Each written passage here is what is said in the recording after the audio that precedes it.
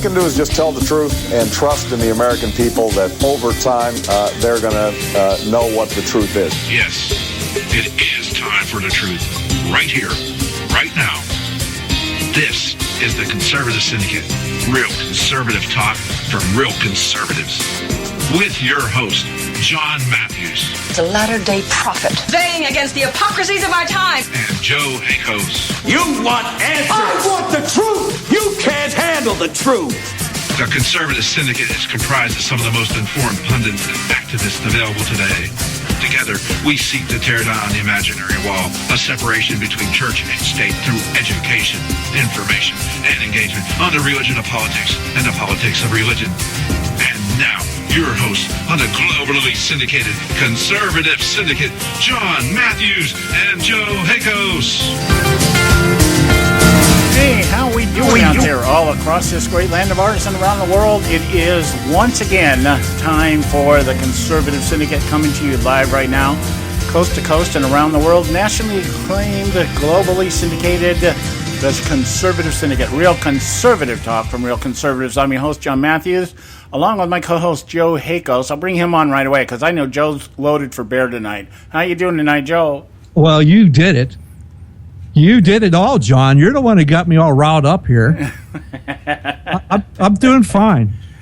Yeah, well, it's been a very educational morning for me, and it's just one of those moments in time where everything becomes crystal clear, and the mad prophet in me just sees between all the walls and through the looking glass and everything else, and I just realize, this is what's going on at this point in time.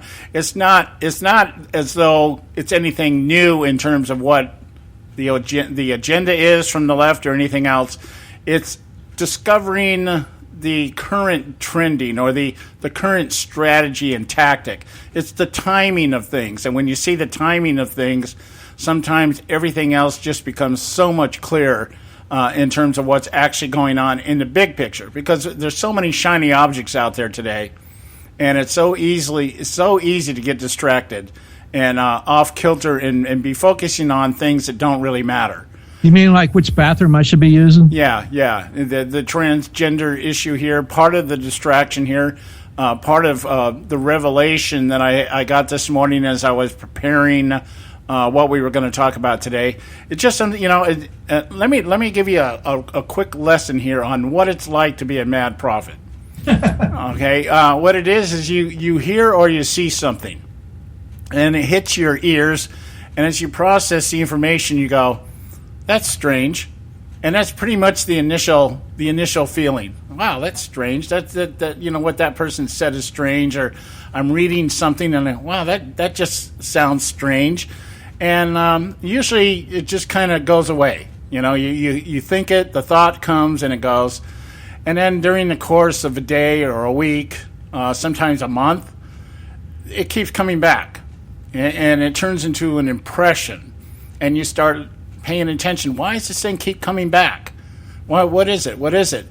And then all of a sudden you hear something or you see something, and all of a sudden everything connects, and you go, "Oh, okay, that's what it is." That's how this mad prophet operates. And so I've learned to trust my impressions when I get that impression, and like I said, it might just come in and out, and I'm not thinking too much about it. But then I start seeing or hearing other things, and little by little they kind of fall into a pattern. And the next thing you know, I hear one or see one thing, and I go, there it is. There's where all the pieces fit together. This is what's happening, which means this is where it's going to go. And nothing would be another moment of this morning.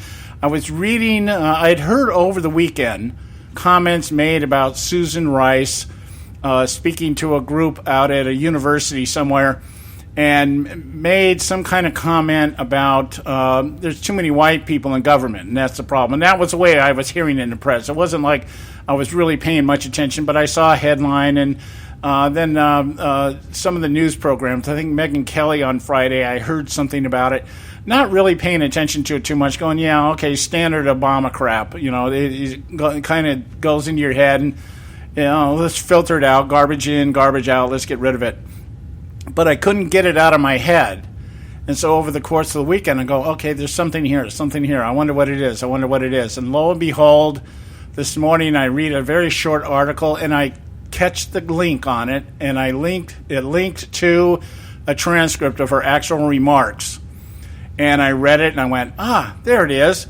And lo and behold, on the page where that link was at, I saw some other links, and I didn't know this, but Barack Obama had been out giving commencement addresses last week also. So, hey, let's check out what old Barack is up to. And lo and behold, I read those, and I go, here it is. We now know what the Barack Obama agenda is going to be from now till the time he steps out of the White House.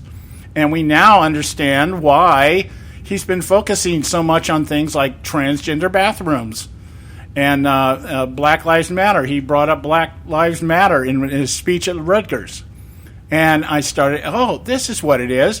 And I even got a little bit of a hint here that perhaps what we may be looking at is Barack Obama actually speaking on behalf of Bernie Sanders rather than Hillary Clinton, but just not saying, I think old Uncle Bernie's the right guy. So these things are tossing around my head, and we're going to work through this today on the show here. You're going to get. I don't know if we can actually work through this, John, but I would just like to, give an assignment to our listeners. And first of all, thank you for being out here and listening to us. Second, here's your assignment. Go find a transcript of Barack Obama's remarks at Rutgers University in the last week. And it is an exercise, and see if you can pull it up. It'll be an exercise, and you can be able to decipher the BS that's in it, because it goes, it's a classic liberal doublespeak. Right. In every other paragraph. Right. It is. In the paragraph. Yeah, we constantly talk in this show about liberal doublespeak. And it goes, I'll give you a real quick example just off the top of my head. America is great. And America is great because of its diversity. And America could be greater if Whitey would just quit fighting the diversity that has made this country great. That's liberal doublespeak. It's kind of like America is so great, but it's not as great as it could be because Whitey has been the one that's been keeping it from all happening. And I'm here to tell you that I am the great half-white hope. And if you listen to me and you follow my directives and you encompass or you embrace my vision, we'll be so much better because we'll just push Whitey out. And we'll just all come together as a diverse collective, and we'll join hands and we'll sing Kumbaya. And we won't care who uses what bathroom, and we won't care who works where or if they work at all. And we'll just all get along. We'll just all. I guarantee you, a senior Obama doesn't care about which people use the bathroom. Let his daughters be first part. Let them go into the bathrooms that he wants people to use. Yeah. I think that's a great idea. Whatever university she ends up going to, make sure you put her in the co-ed dorm with all the guys. In fact, put her in the dorm with all the Black Lives Matter people. There you go. That's what you need to do. Let's find out just how cool these people really are. Okay? Or let's really step out on the ledge here. Let's put her in the dorm with all the genderqueers. Okay? Absolutely. That's what I'm talking about. Put her in the same place that you think it's so damn safe for average American children to go to. Put her in the same damn place. See how that works out for you. Yeah. I bet you shut your damn trap then, Barack. Yeah, exactly. Well, anyway, we're going to get into this today. It's like and we're going to, it may be a little heated, it may be a little, what's the word I'm thinking of? Maybe a little off the wall, but just stick with our madness, because one thing about being a mad prophet is there's a method to my madness. And you'll understand, if you don't already understand, some of you I know are just preaching to the choir. But there are those out there who listen to the show to actually try to figure out what's going on. Because I know I have a lot of friends. Those poor guys. Yeah, I have a lot of friends and people that I used to think were articulate and intelligent when it came to things like politics. I just spent the weekend. In fact, maybe when we come back from the break here, I'll share something with you about a conversation that took place over the weekend at one of my niece's communions, first communion for one of our nieces. And that in and of itself is experience. Stepping back into a Catholic church is always kind of weird for me. It's just weird. I won't spend a whole lot of time talking about that because it's too weird. But being around a group of intellectual, affluent, and otherwise very intelligent Catholic Americans and different cultures, not all just white, Filipino, white, Hispanic, Asian. I mean, it's the full mix. And the conversations that took place while we were at the reception after the communion, it baffles me. It just baffles me that people are sitting around and walking up to me. John, I hear you're in politics. Well, yeah, a little bit. What the hell's going on? That kind of thing. So, hey, we got to go to our first break here. When we come back, we'll get into today's festivities. Stay with us right here at the Conservative Syndicate. Don't go away. You can catch all our archives at theconservativesyndicate.net. The Conservative Syndicate. Real conservative talk from real conservatives. When our water heater broke down last month, it was a nightmare. It took 5 hours for the plumber to show up, and he charged us a couple of $100 just to come out. And then it cost another $1,800 to put in the new water heater. By the time it was all said and done, I felt like I'd been taken. But what else could I do? The smartest thing you can do is get a home warranty from American Residential Warranty. Their home warranties pay to repair or replace all your major appliances when they break, and they will break, and at the worst possible time. Call American Residential Warranty right now for free information on home warranties starting at just pennies a day. Don't wait for your refrigerator to stop running or your ceiling fans to stop turning. Call American Residential Warranty right now. Ask how you can save up to 50% on washer and dryer coverage. Just call 1-800-790-5960. That's 1-800-790-5960. Again, 1-800-790-5960. Call now. Prices are for base buildings only. May not be available in some areas.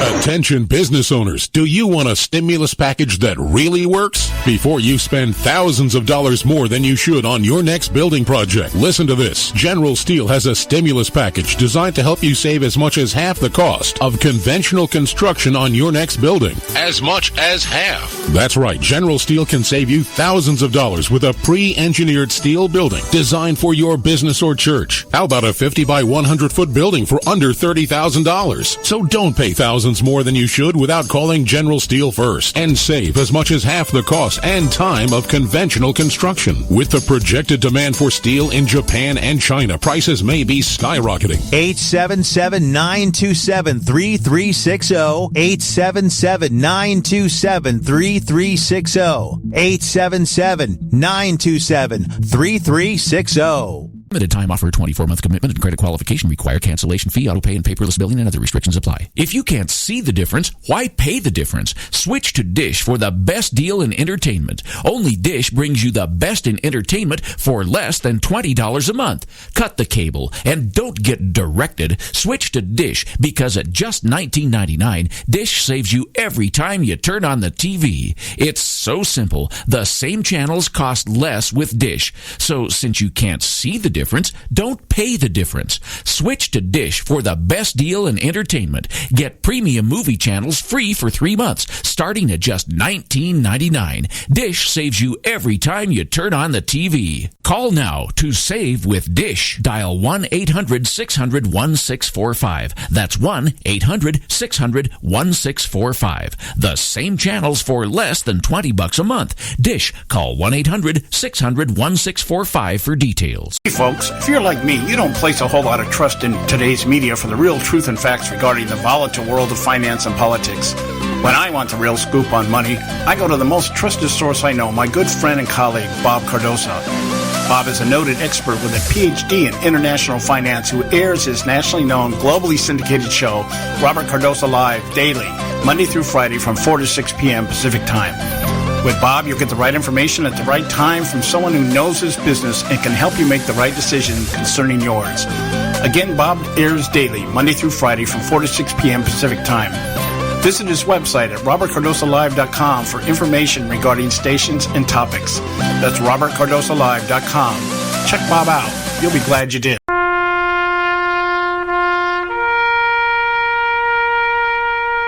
Read something recently worth thinking about. It's the soldier, not the campus organizer, who's given us freedom to demonstrate. It's the soldier, not the reporter, who's given us freedom of the press. It's the soldier, not the poet, who's given us freedom of speech. It's the soldier who serves under the flag, who defends the protesters' right to burn the flag.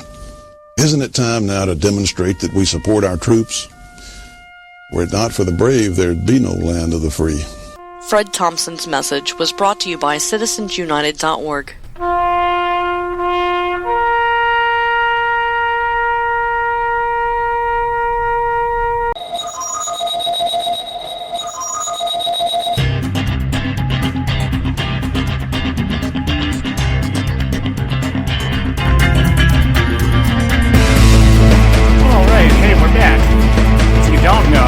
Listening to the Conservative Syndicate.net, and no, don't change that dial. You're here by divine design, and we're glad to have you with us today.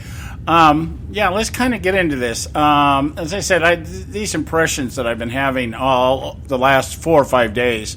But let me share. Let me do this. Let me indulge me here for a moment, and let me share with you a couple conversations I had over the weekend at a communion service for one of our nieces. And as I said, just personally stepping into a Catholic church, as often or as little as I do when I go to, we have relatives that are still practicing Catholics. Weddings, funerals, communions, christenings, things like that. And this one particular, we have one member of the family that is pretty devout Catholic.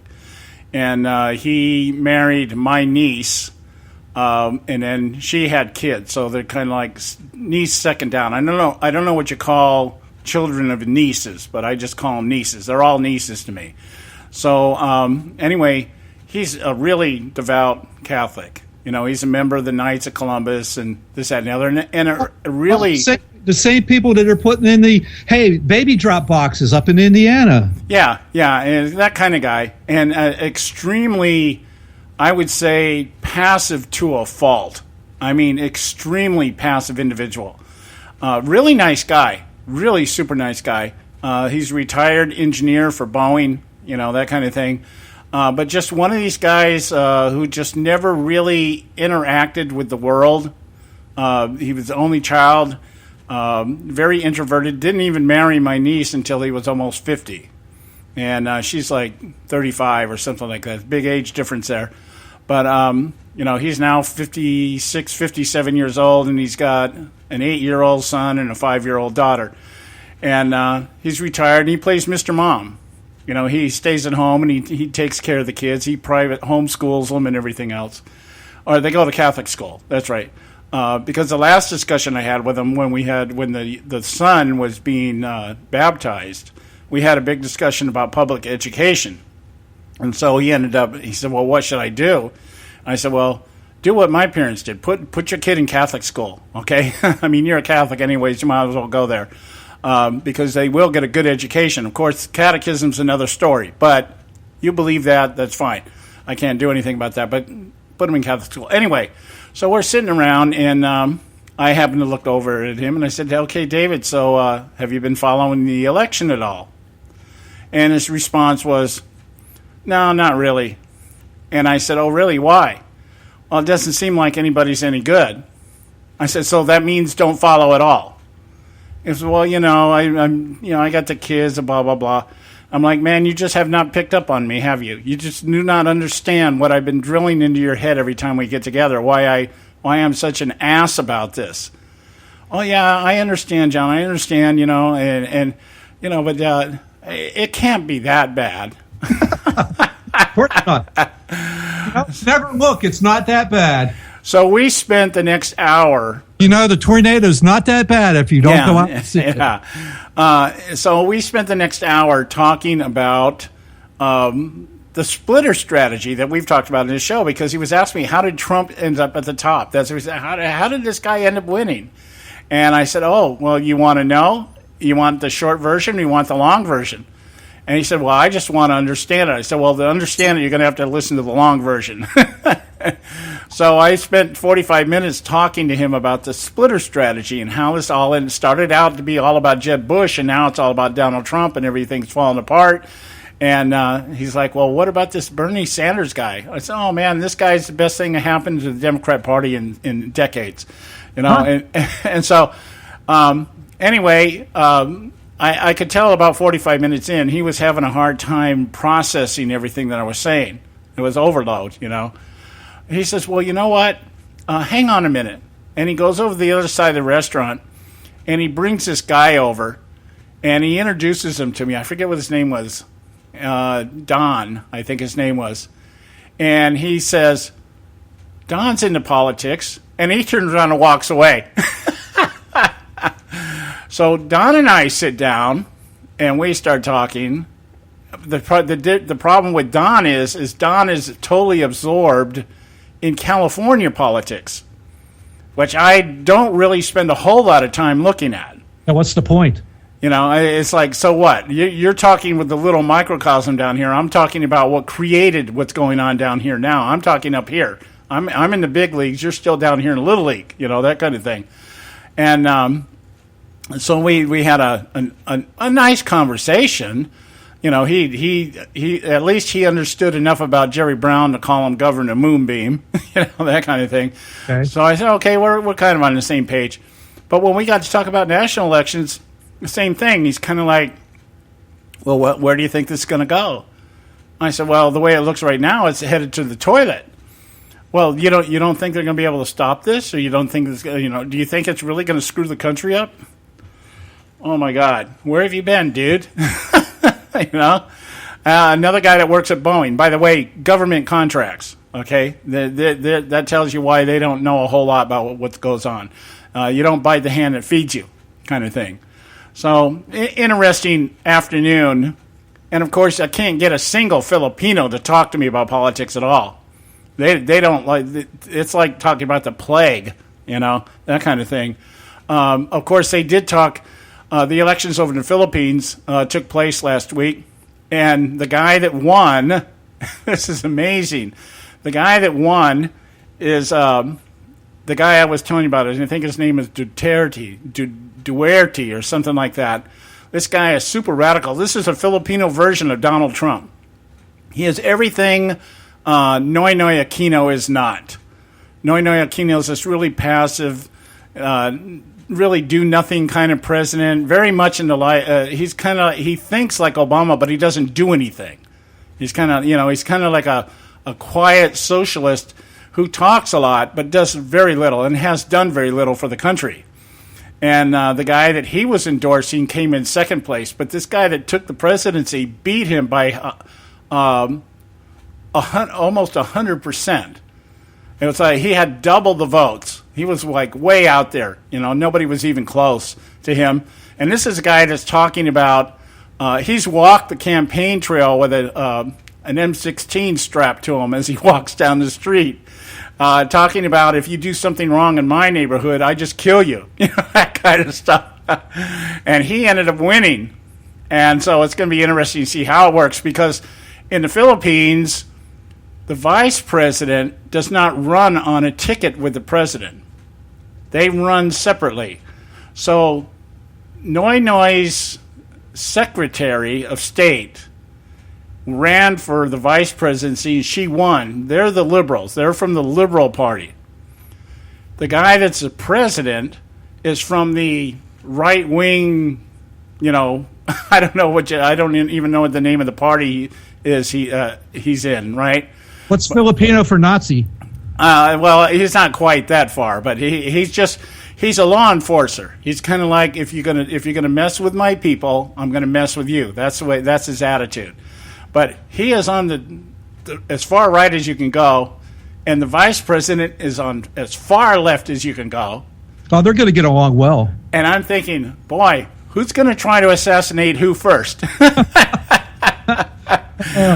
But that's going to be an interesting mix to see how that works. Is the volcano still active? So, anyway, maybe they'll go up on top of the volcano and have a mud wrestling contest. Yeah. Loser gets tossed into the volcano. To the great pineapple god or whatever it is they do over there. So, anyway, having said that, I said that to say this. I'm very glad that you went to this nice religious celebration for one of the Catholic sacraments. That's very good of you. Oh, well, there's family. What are you going to do? What are you going to do? Yes. I have issues when we go to the weddings, when people get married and we go to the weddings. I always make sure, I tell them I'll stay for the first part, but I always leave after the first part of the wedding, because part of the wedding ceremony is walking over and laying a floral wreath at the feet of Mary and, praying to Mary for protection and this, that, and the other. Oh, yeah. That stuff just bugs the hell out of me, and that's why I left the church, things like that. But it's interesting, though, because each time I go, the services, the Catholics keep changing their service. They keep changing the way they do things, because apparently that's how you keep people. You change, if people start getting bored, which is, the Catholic services for the most part are very boring. Well, there's a lot of up and down in those. Well, not even that so much anymore.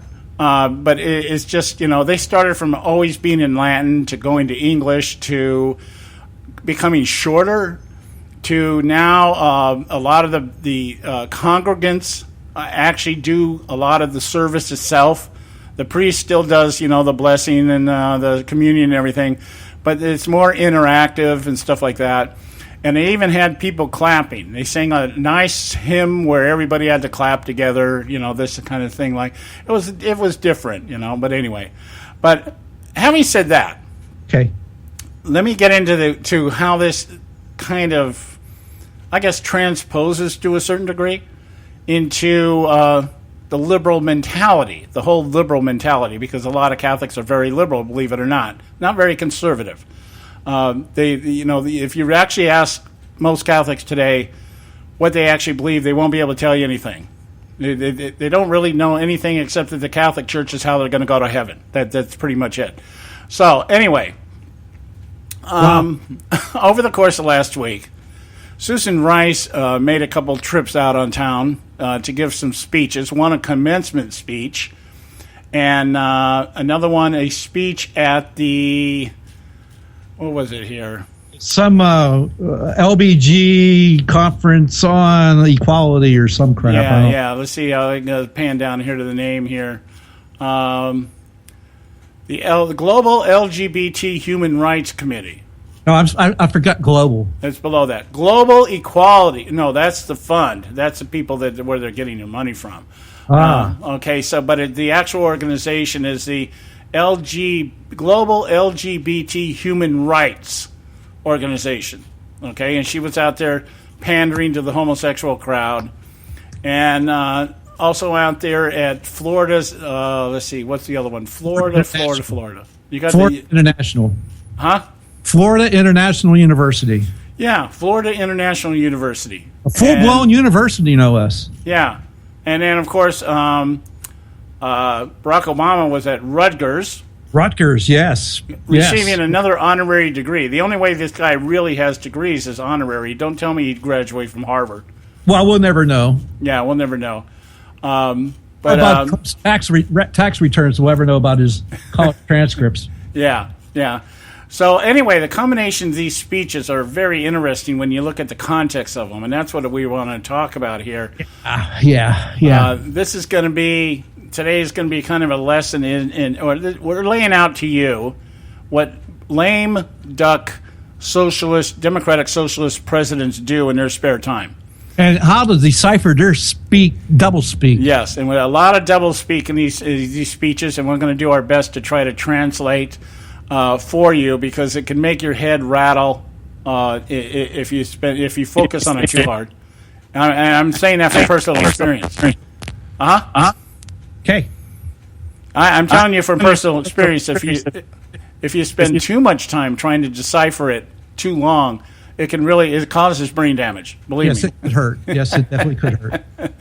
All right, you need drugs just to bring you about to some level of normality after you get done. I don't think I have enough.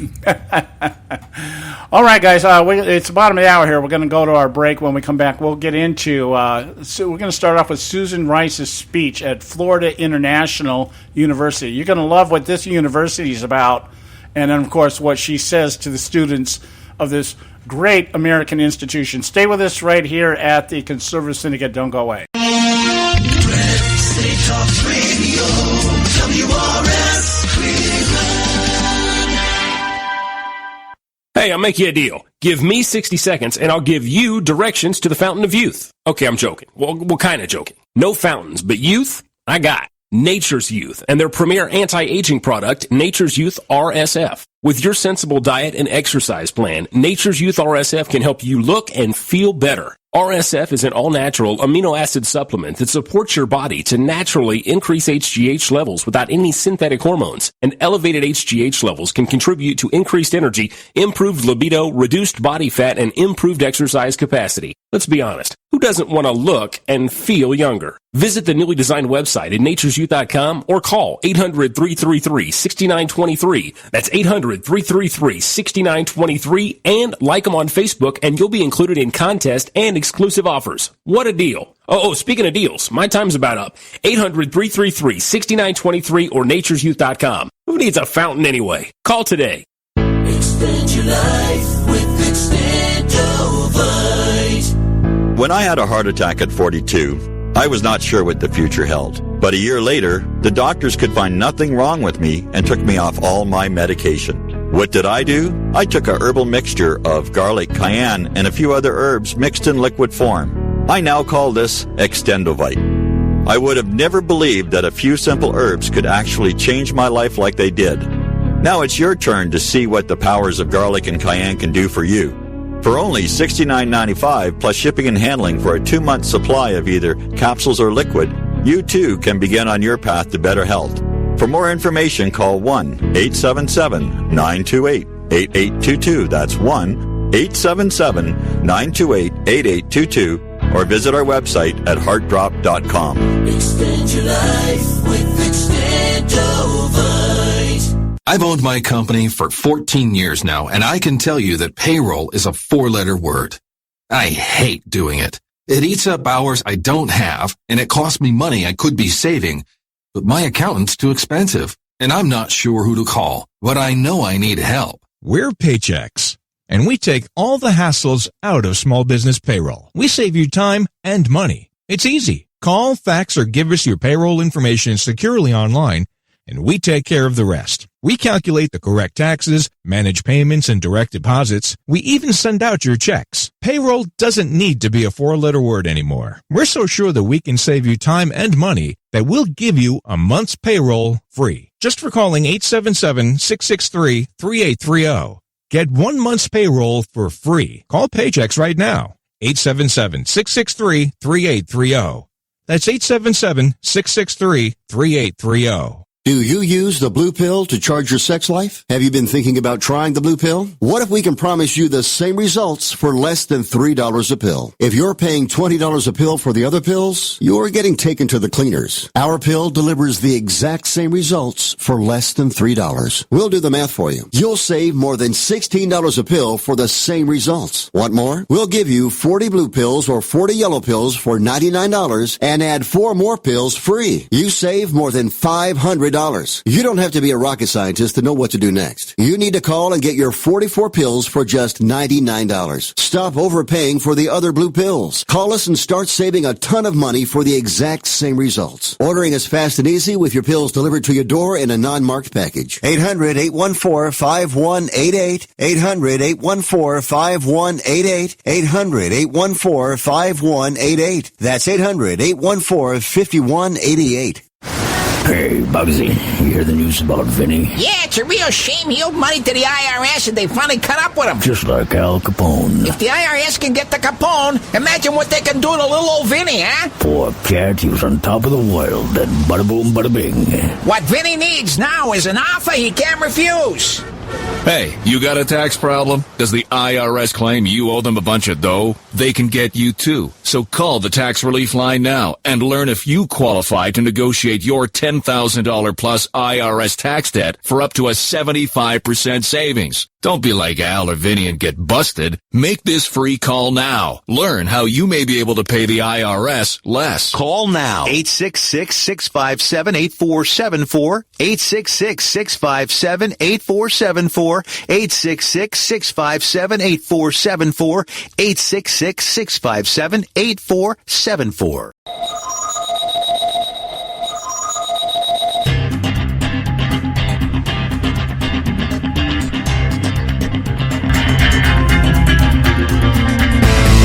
All right, hey, we're back. When you're listening to the Conservative Syndicate, real conservative talk from real conservatives. I'm your host, John Matthews, along with my co-host, Joe Hakos.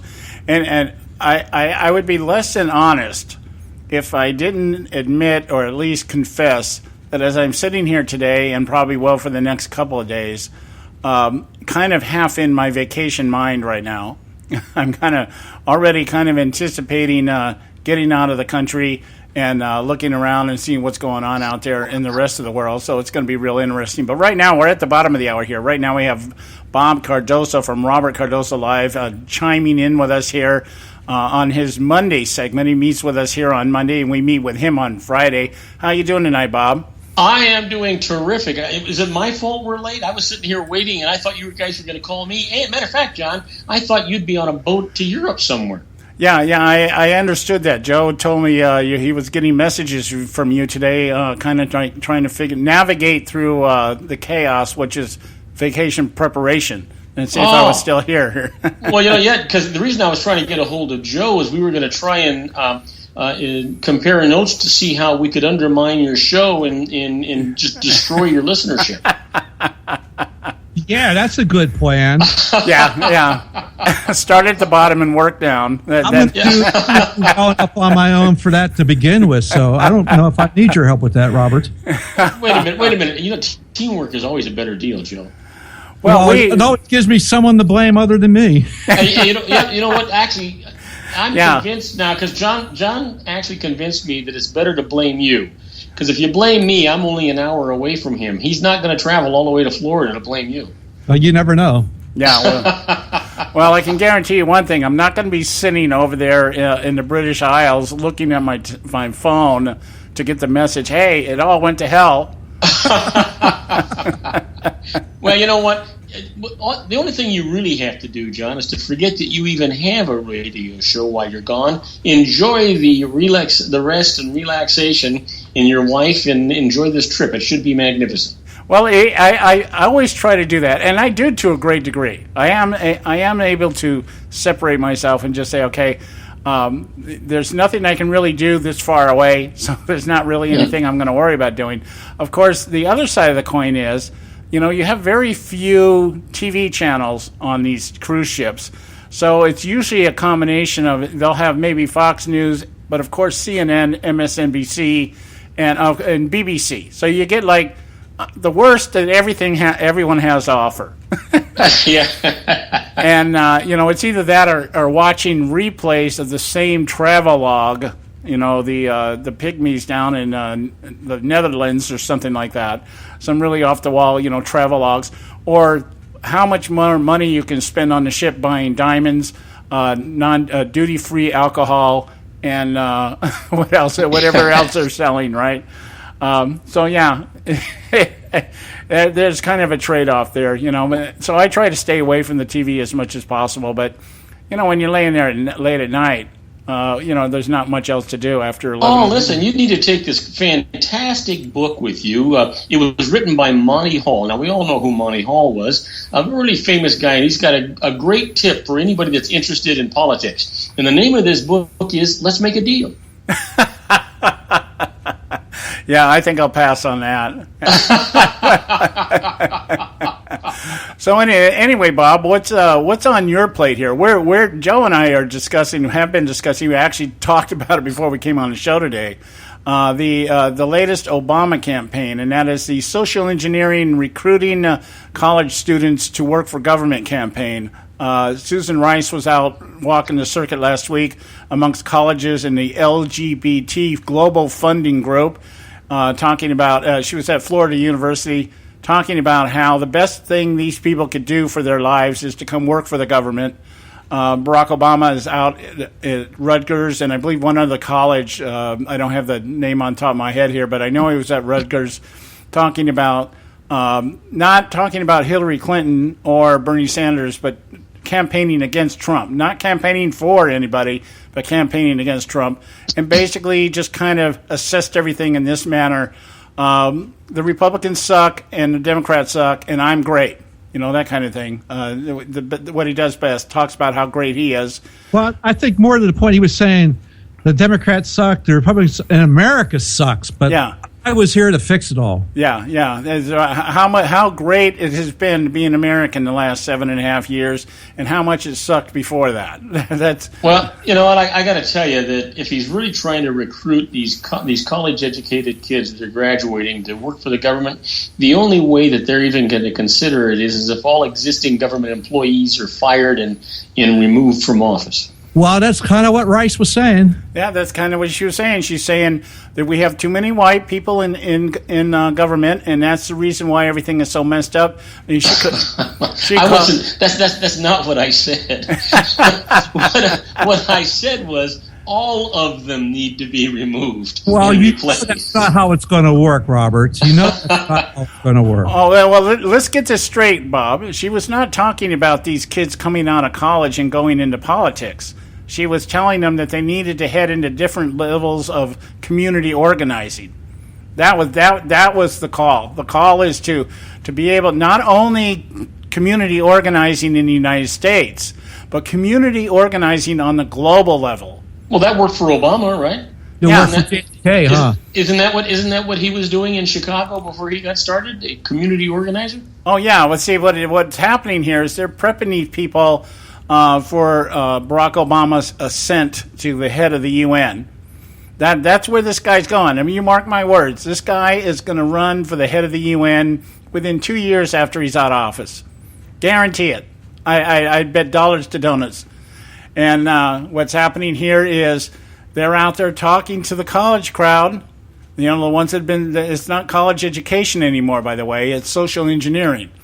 And college education is kind of a what they call a spoonerism. Oh yeah, there's no such thing as a college education. They're diametrically opposed. It's a great oxymoron in liberal doublespeak. That's what it is. Yeah. And so anyway, and then Susan jumped over to the LGBT crowd and talked about how great it is to be a federal employee and be gay, because the government loves you so much and they're taking care of you so much. And it's all because of our loving, adoring president who came in office and evolved to such a degree that he just felt like it's the right thing to do. And I was thinking about this transgender issue, quite a bit the last few days, and I came to this conclusion. I was always a man in a woman's body until my mother gave birth to me. That's true. Yeah, absolutely true. Yeah. I'm into the. I completely agree. I'm into the I'm trans financial. I'm poor, but I should be rich. Yeah, this comes from the mouth of a guy that's going on a European cruise. Hey, I worked for every cent of that. Believe me. Nobody said that it was given to you. I was just responding to your poor old boy. Well, it's the same thing Hillary said. They left the White House poor, and now they're worth at least $200 million. Yeah. and most of they got of that $200 million they've got after 2007, and neither one of them have a job. Yeah. You want to talk about people that have amassed wealth doing almost virtually nothing. In fact, that was one of the things one of the biggest kicks I got out of the Barack Obama speech here when he was talking about Hillary. He made a reference to Hillary as the most qualified. What he was trying to do was downplay Donald Trump's unqualification. This coming from a guy who had absolutely no experience doing anything but running for office when he came into office.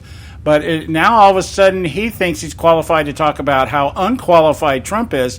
Well, correct me if I'm wrong, John. He hadn't even completed his first term as senator before he started running for president, had he? Well, he hadn't even finished his first term as a senator in Illinois before he ran for the Senate. Boy, you talk about job hopping. Yeah, he was midterm as a state senator and ran for federal office and was midterm in there and ran for president. After, by the way, denying in both cases that he was going to run for office in the first place. So that's it. There's that. Anyway, hey, we got to go to a break. Okay, call me back when you're ready. Okay, well, when we come back, we'll continue our discussion here with Bob Cardoso over at Robert Cardoso Live. Stay with us, guys. We'll be right back. You can catch all our archives at theconservativesyndicate.net. The Conservative Syndicate. Real conservative talk from real conservatives.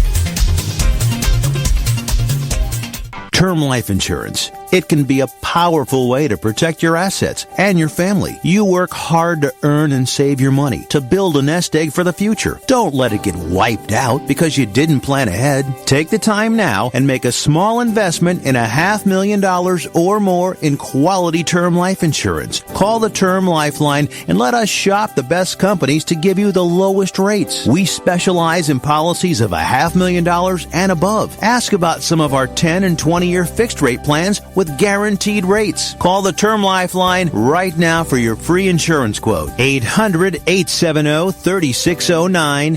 800-870-3609. You owe it to yourself to protect your family and your assets. Make term life insurance part of that plan. Call the Term Lifeline right now. 800-870-3609. 800-870-3609. Hey folks, if you're like me, you don't place a whole lot of trust in today's media for the real truth and facts regarding the volatile world of finance and politics. When I want the real scoop on money, I go to the most trusted source I know, my good friend and colleague, Bob Cardoso. Bob is a noted expert with a PhD in international finance who airs his nationally known, globally syndicated show, Robert Cardoso Live, daily, Monday through Friday from 4 to 6 p.m. Pacific Time. With Bob, you'll get the right information at the right time from someone who knows his business and can help you make the right decision concerning yours. Again, Bob airs daily, Monday through Friday from 4 to 6 p.m. Pacific Time. Visit his website at robertcardosolive.com for information regarding stations and topics. That's robertcardosolive.com. Check Bob out. You'll be glad you did.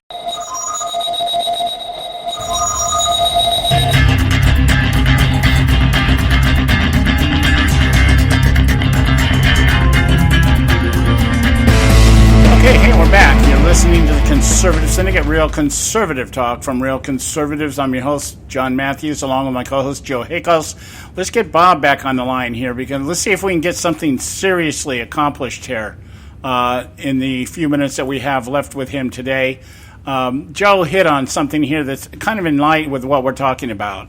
Joe Hakos in the Conservative Syndicate. Okay, Bob. Yeah, we're back. Okay, listen, what we want to do here, we were talking about education before the break here.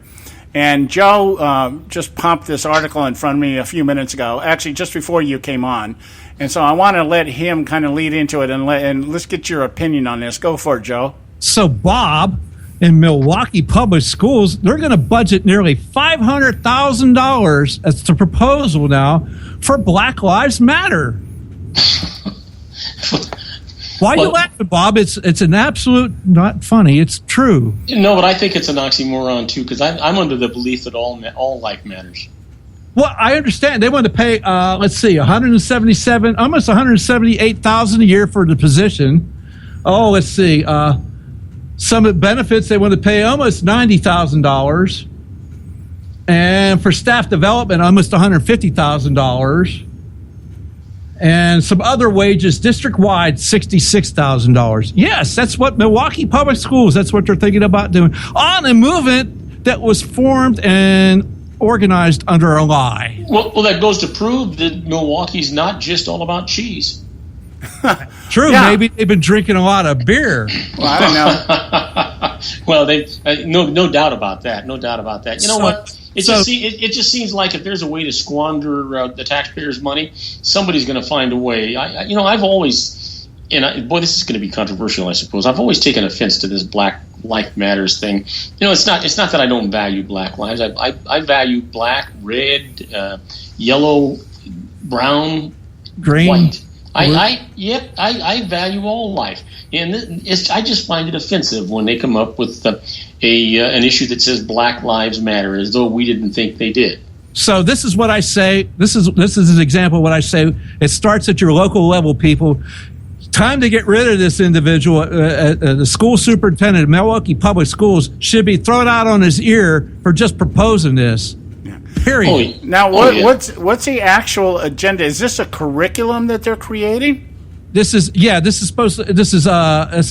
of the expenditure. This is a teacher in social science. Okay, and this is going to be something that's going to. So you're telling me, kind of like out here in California, we have the homosexual history curriculum. Yeah, it's going to be a course, a credit course that they're going to be able to get that we're all going to pay for. And they're going to have three positions, 3 teaching slots for this. Okay, and the idea here is to teach school kids how Black Lives Matter. Is that it? I imagine that's what they're going to do. I don't know how to lie to government officials and that kind of thing, I guess, because that's what Black Lives Matter was born upon. Okay. Well, I as I'm panning through the guide here that you sent me here. Oh, it's huge, dude. It's like 300 pages. Yeah, but what they're doing is they're bundling. Here we go. This is the liberal doublespeak that we talk about. They're bundling this under the concept of education. Okay, 8 big ideas: student and family community engagement, academic achievement, effective and efficient operation. So what we're talking about here is, once again, a type of social engineering curriculum disguised as education, and they're going to be putting money into this for the purpose of, I guess, teaching kids how to accept diversity. Here's more to the point. Is budgeted to support the My Brother's Keeper initiative by collaborating with branches of government, local businesses, and community organizations to increase the number of males of color who are succeeding academically and socially. Efforts include ensuring that culturally responsive teaching practices are in place at all schools, enhancing the district's vision for student participation in a wide range of after-school activities, and supporting trauma-informed care. So, Joe, explain to me how this is going to prepare any student, whether they be black, white, or purple, to actually prepare themselves for a job out in the world. Oh, yeah, it is going to prepare them for a job, because then when they leave these schools... Yeah, when they leave these schools, Bob, they can go to the Florida International University, where they learn how to become globalists. Because that's the speech, the commencement speech that Susan Rice gave over the weekend was to Florida International University. Now, I'll read you a real quick quote here, and I'll get your comment on this. She's talking to the students, and this is what she says. Your country needs you. We need the global approach you honed at SIPA. That's the Florida International University. We need your smarts, your skills, and yes, the brilliant mosaic of experiences you carry with you. That's a reference to race. Now she says, you've competed on one of the best model UN teams in the country. This school was designed after the UN, United Nations model of education. And she says, now it's time to join the real thing. You've documented the rise of the seas in the Biscayne Bay. Now help poor countries address the impacts of climate change. You've helped protect power plants from cyber attacks. So why not do the same for your government? In short, I'm asking you to serve your people. Put your higher education to a higher purpose. And what is that? Public service. So that's what these kids are being geared for. They're being geared for to accept the narrative that the best thing you can do for your country is work for your country. Comrade. This is John Kennedy's not ask what your country can do for you, but what can you do for your country? It's a bastardization of what he meant, but that they might as well just kind of frame that byline in there. Well, John, it must be true, or why else would Donald Trump be wanting to give up his multi-million-dollar salary to get $450,000 a year in a White House? To make America great, Robert. Don't think for 1 second Trump's giving up anything. Oh, you don't think so? Oh no. And I'll give you two words that will explain that in all the entirety you need to know. Government contract. The Clintons. Oh. His new plane's going to be able to throw flares and electronically jam signals and stuff. So it's going to be really cool. No, Trump isn't giving up diddly squat. He may take a leave of absence. But he's already turning the company over. I understand his daughter's going to run the company. Well, you know what? I think he's more of a figurehead now than anything else. Anyway, I think that she's been running it anyhow. I hear she's a sharp cookie. Yeah. So what? More power to him. I'm all for capitalism. The $450,000 that he's going to make as president, that's just chump change. So explain to me how it is that. He had chosen his son-in-law, who was married to Ivanka, to be his campaign finance guy, and then 1 or 2 days later said, "Nope, we're gonna have Chris Christie do it." He didn't appear to me to be a financial genius. What the heck's going on there? Oh, I don't know. I don't really care. I don't really. To be honest with you, Bob, I don't really care. I don't care what Trump does. Why not? Are you saying you'd prefer to have Hillary in there? Oh, I don't really care because it doesn't really matter whether he gets in the White House or not. It really doesn't. The people are buying into this idea that this guy's going to walk in and he's going to shake things up and he's going to change the world. No, I don't buy that for a second. Not 1 second.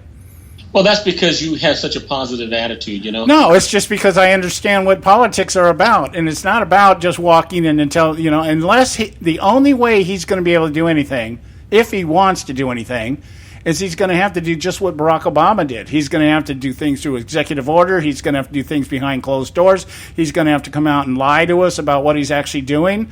And you think for 1 minute that this establishment Congress is going to stand idly by while he dismantles everything that they've worked so hard to make? Donald Trump, do you really think, as a chief executive, he really wants to go through Congress and not make his own decisions and do it the same way that Obama has been doing it for the last 8 years? Do you really think that that's not his intent? I don't. I ask, personality-wise, I see absolutely no difference between these two people at all. I see nothing different about them except the snake oil that they're selling. There's a way to end this hour right there. That's pretty awesome. Yeah, it is. Hey, you guys, have a great week, but I'll still be talking to you on Friday. Am I going to be talking to you, John, on Friday, or am I going to be talking to Joe on Friday, or all three of us together? You'll be talking to Joe. I'll be floating out in the middle of the British Isles somewhere. All right, so don't scuttle any boats while you're on them, will you? No, I'm just going to be drinking. I'm going to do something I very seldom do, except when I'm on vacation. I'm going to have a tequila sunrise. Okay, watch out for the ice cubes. Okay, all right. Thanks a lot, guys. My friend. Hey, have a wonderful week and stay safe, stay happy. Make everybody around you glad that you're there. Okay, guys. All right, thanks a lot, my friend. We'll talk to you later. Okay, guys, we're at the top of the hour here. Time for the Edwards Notebook. We'll pay some bills. We'll be back for hour 2, and we're gonna get into some detailed discussion here on these commencement speeches and propaganda. We'll be right back. Stay with us right here at the Conservative Syndicate. As Americans prepare to make a choice, may the wisdom of God guide us. Hello, I'm Ron Edwards. On today's page from the Edwards Notebook, when America was conceived, founded, and then firmly established by the Founding Fathers, they relied heavily upon what they dubbed as providential guidance. In fact, the first president of this great republic, George Washington, frequently prayed for wisdom to lead him and the rest of the Revolutionary War heroes in the quest to establish freedom from British tyranny with liberty and justice for all. The founders understood that in order for America to remain the land of the free and home of the brave, that the people would have to be connected to God and rely on His providential guidance.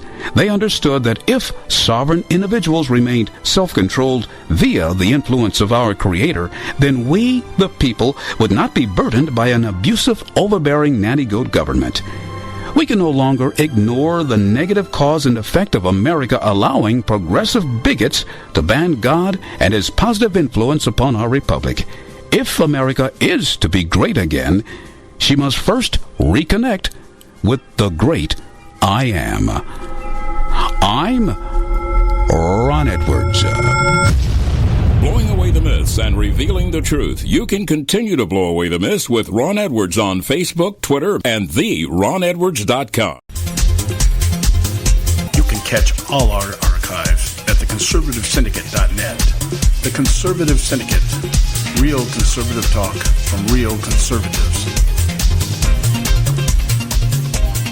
When our water heater broke down last month, it was a nightmare. It took 5 hours for the plumber to show up, and he charged us a couple of $100 just to come out. Then it cost another $1,800 to put in the new water heater. By the time it was all said and done, I felt like I'd been taken. But what else could I do? The smartest thing you can do is get a home warranty from American Residential Warranty. Their home warranties pay to repair or replace all your major appliances when they break, and they will break, and at the worst possible time. Call American Residential Warranty right now for free information on home warranties starting at just pennies a day. Don't wait for your refrigerator to stop running or your ceiling fans to stop turning. Call American Residential Warranty right now. Ask how you can save up to 50% on washer and dryer coverage. Just call 1-800-790-5960. That's 1-800-790-5960. Again, 1-800-790-5960. Call now. Prices are for base buildings only. May not be available in some areas.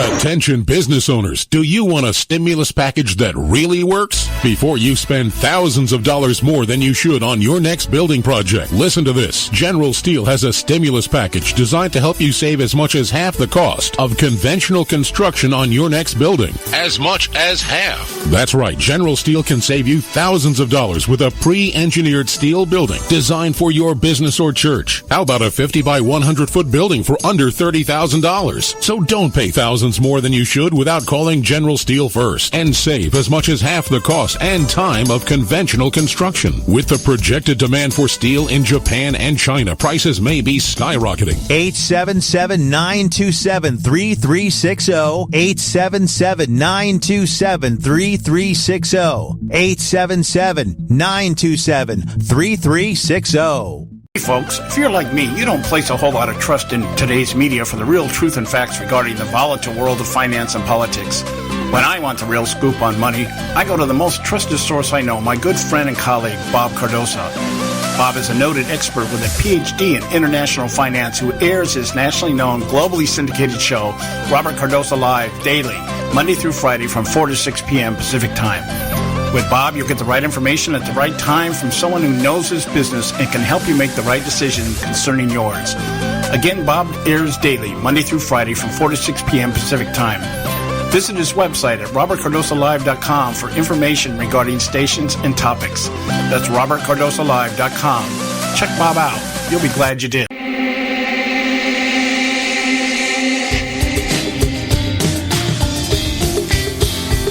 Hey, all you can do is just tell the truth and trust in the American people that over time they're going to know what the truth is. Yes, it is time for the truth. Right here, right now. This is the Conservative Syndicate. Real conservative talk from real conservatives. With your host, John Matthews. It's a latter-day prophet. Baying against the hypocrisies of our time. And Joe Hakos. You want answers. I want the truth. You can't handle the truth. The Conservative Syndicate is comprised of some of the most informed pundits and activists available today. Together, we seek to tear down the imaginary wall of separation between church and state through education, information, and engagement on the religion of politics and the politics of religion. And now, your host on the globally syndicated Conservative Syndicate, John Matthews and Joe Hakos.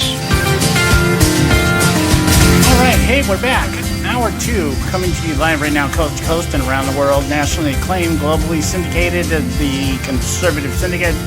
Real conservative talk from real conservatives. I'm your host, John Matthews, along with Joe Hakos, my co-host here and partner in crime. You know, we were talking with Bob about this Black Lives Matter thing going on down in the Milwaukee schools, and I think we kind of lost Bob. I think we blew him out of the water. Sorry, it's fairly new. I just found it today. I'm sorry? I just found the story today, so it's kind of new. Yeah, we're trying to sort through it here. Publicity on this one, you know? Yeah, and then, okay, here we go. Black Lives Matter. Okay, let's see here. School programs and funds. That's what we're looking at the budget right now here.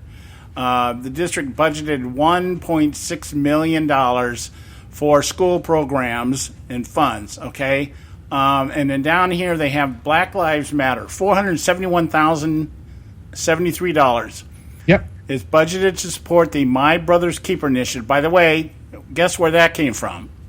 That's Barack Obama's one of his legacy agendas here. I remember that.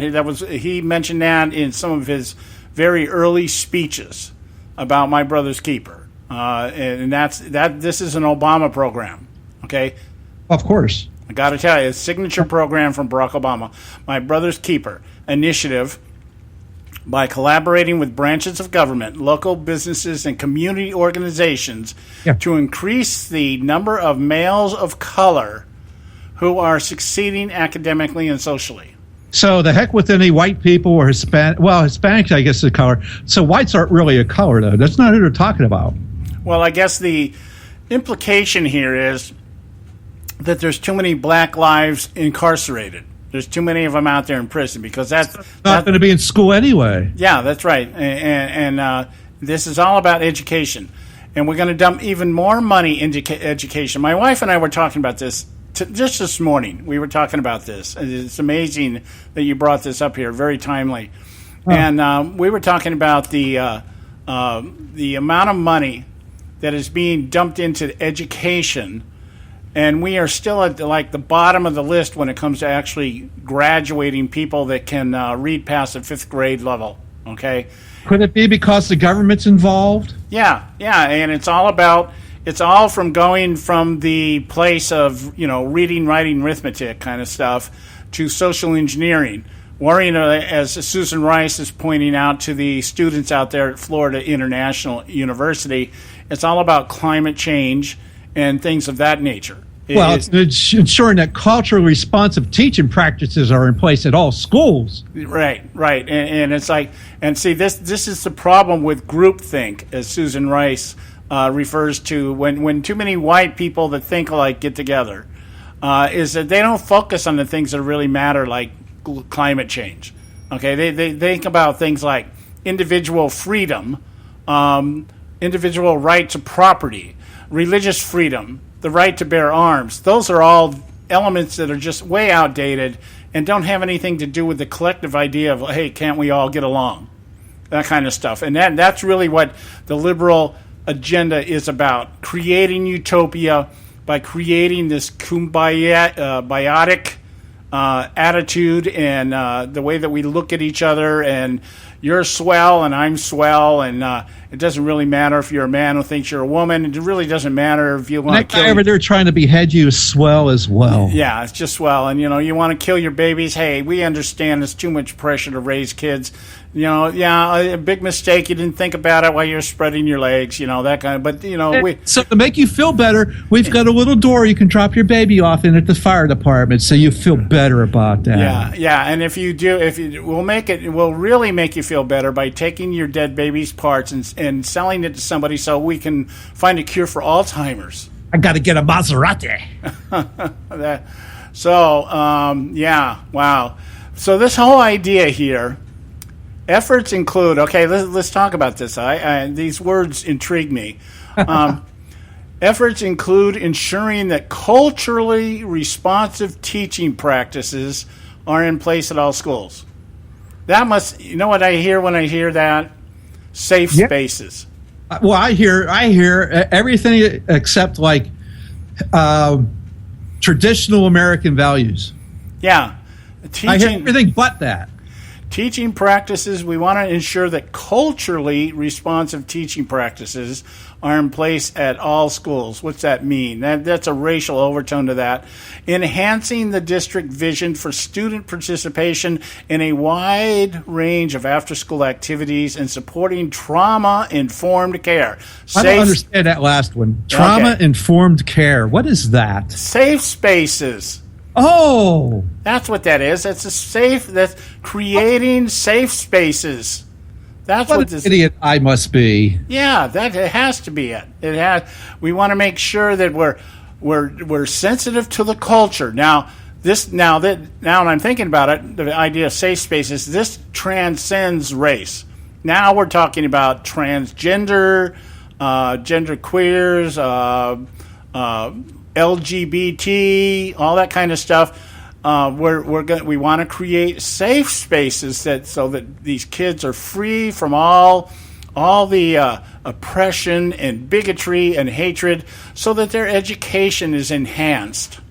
And by the way, let's do this. Let's place them in community organizations after school. There's your after school activities. Yeah. Let's let them work part time as the toilet paper guy at the campaign headquarters, okay? That kind of thing. Okay, guys, we got to go to a break. When we come back, that's a short segment here, right? Okay, yeah, we'll be right back, guys. I want to continue this a little bit before we get back to Susan Rice, because it all fits together. This is the blueprint. Yeah. This is the blueprint for where they're going. And then Susan Rice is just the snake oil salesman along with Barack Obama. Stay with us right here at the Conservative Syndicate. Time for Moments of Madness. Hey, on Moments of Madness.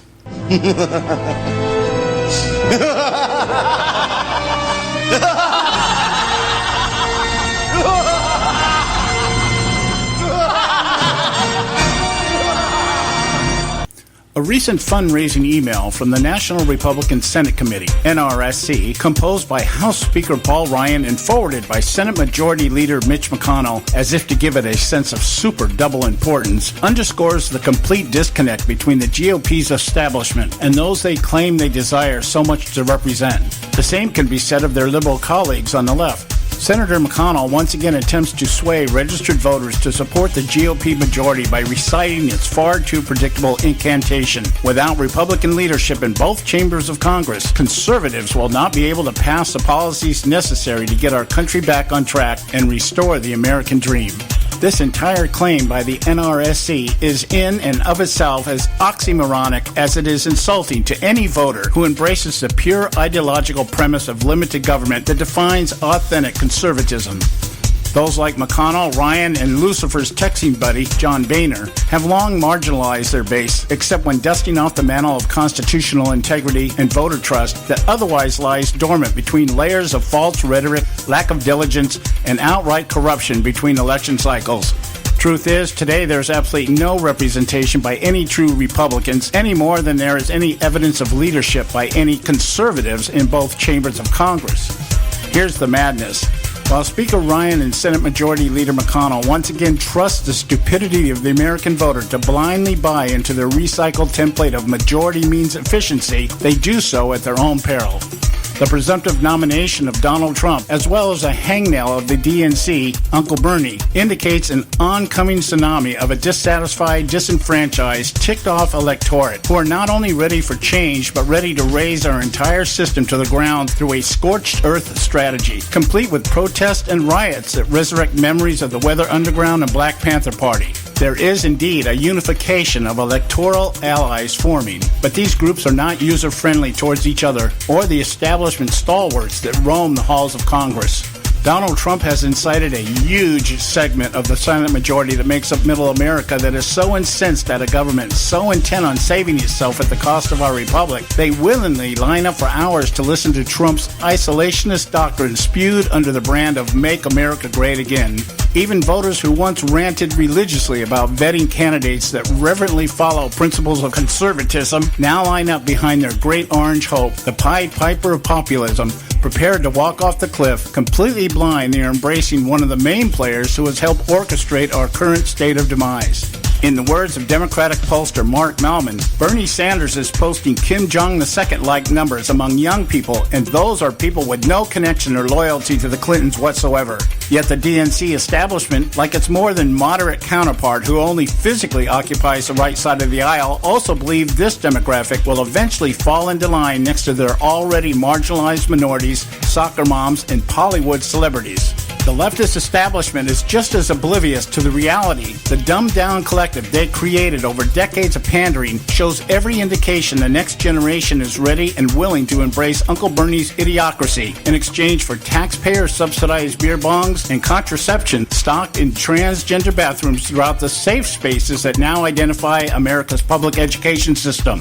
Yes, the disconnect between both establishment and the electorate they claim they represent is as obvious as an Obama photoshopped birth certificate to the discerning eye. It reminds me of the conversation between teacher Richard Vernon, played by Paul Gleason, and janitor Carl, John Capellos, in The Breakfast Club. Hey, Carl, you think I give one rat's ass what these kids think? I said, you think about this. When you get old, these kids, when I get old, they're going to be running the country. Now, this is the thought that wakes me up in the middle of the night. That when I get older, these kids are going to take care of me. I wouldn't count on it. To echo Carl's observation, neither should we. Yes, there is change in the air. We the people sense it and hear the call to do something, anything, no matter how reckless. On the other hand, the elites who have been ignored by us too long sense it also, but don't have a clue to just how close their world is to total upheaval. Somewhere in between hangs our republic. Maybe we need someone to send them an email reminding them who they are and what they're supposed to do. I wouldn't count on them reading it, though, or doing anything about it. This is John Matthews for Moments of Madness.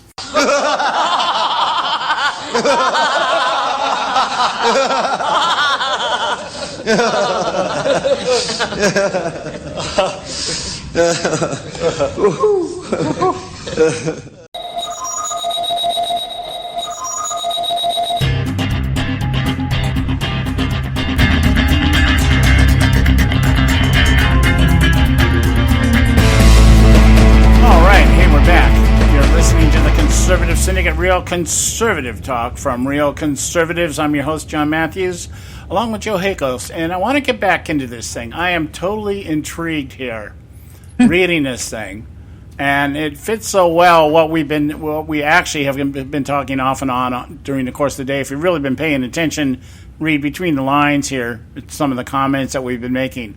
This whole idea of Barack Obama's lame duck status, as a lot of people like to refer to it. I refer to it as filling in the blanks, kind of, filling in the voids, trying to do as much damage as he can in the time he's got left. And, when you really think about this, think about over the course of Barack Obama's tenure. In fact, go back to the beginning when Barack Obama began to cut his teeth as a community organizer. And the very first project that he took off, working with UNO, which was an organization that was an offshoot of La Raza, and the idea of targeting a specific public school that was built in a low-income area, and they got into this big hassle about what they were going to name it. And the family there wanted some kind of Spanish name. I guess it was a predominantly Spanish neighborhood. And Barack Obama worked as an attorney of that's what they say. I don't know. They say he was an attorney, pro bono kind of thing. And that's where he cut his teeth, trying to organize funds and money and government intervention and grants and stuff for public schools in the south side of Chicago. And now, somewhere along there, he caught on to the idea. I was thinking of the quote Abraham Lincoln once said, if you give me one generation, and going through the schools, one generation, give me their schools for one generation. Oh, no, I think it was Karl Marx that said that. Yeah, I think so. You can change an entire system through one generation. And, of course, we see Barack Obama is probably the first generation that really caught hold of that. I mean, we could probably include the Clintons, but they were still kind of wishy-washy. Maybe socialists at heart, but understanding that, the timing wasn't right. So we'll play more like the pragmatic centralists and stuff like that. So, but Barack Obama is obviously the textbook model student coming out of education system, fully government funded, by the way. His scholarships that he supposedly received and everything else were all through government funding, not private or anything else. Scholarships and stuff like that. I believe. I mean, I'm not going to go into all the details. Most of you probably already know that. But the point being is, understanding that he came up through that system, that, hey, living's good here. Working for the government and getting the government to pay everything for you is a good deal.